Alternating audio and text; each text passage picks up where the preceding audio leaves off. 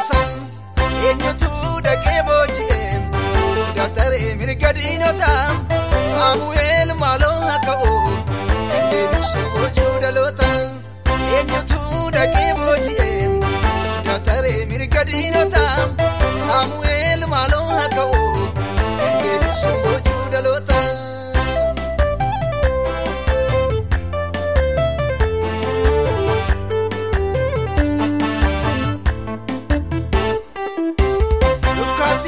Abba mul'ata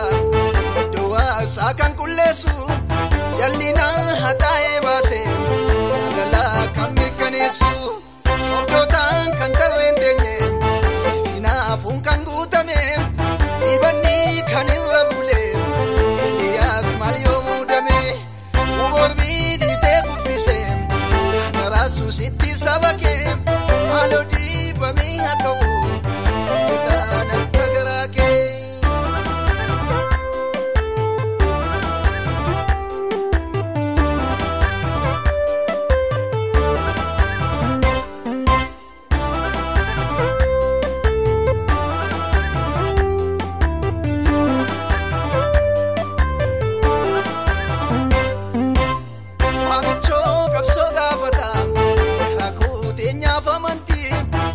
Sani of wareego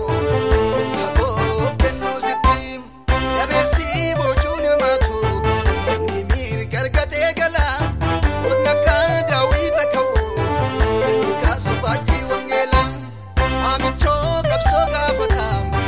aku deenya bamanti yabeesani of wareego of kennu sitti yabeesi boojune maatu Gala, Otna Kada, Wita Ko, Kasufati Wangela.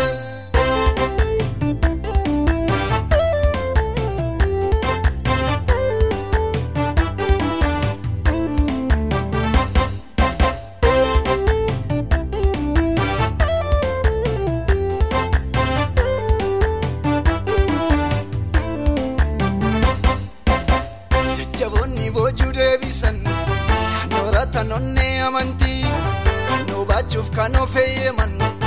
no feega waan turaatti kanidata mudhii hafuura kan gabbaasan qomoo haraamu biqilaan sanyii wangeelaa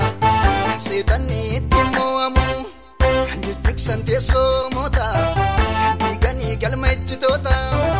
qotoomaa kan kuffisanii kan ta'anii biiftuu dhaloota biqilaan sanyii wangeelaa Sanyi wangela, abikilan sanyi wangela, abikilan sanyi wangela.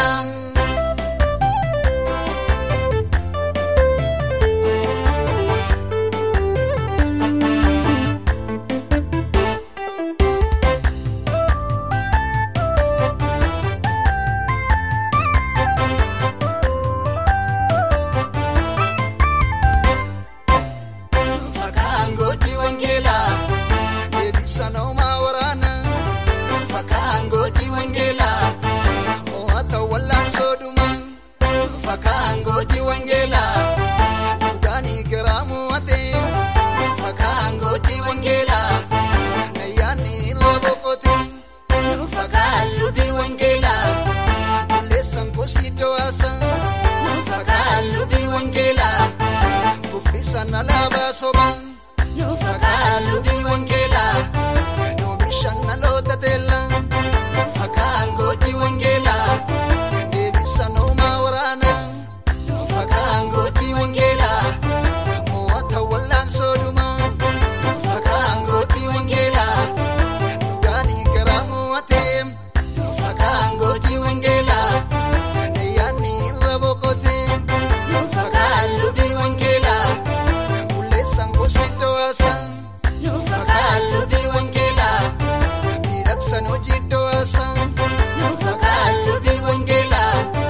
kufisan alaabaa soba no fakaan lubii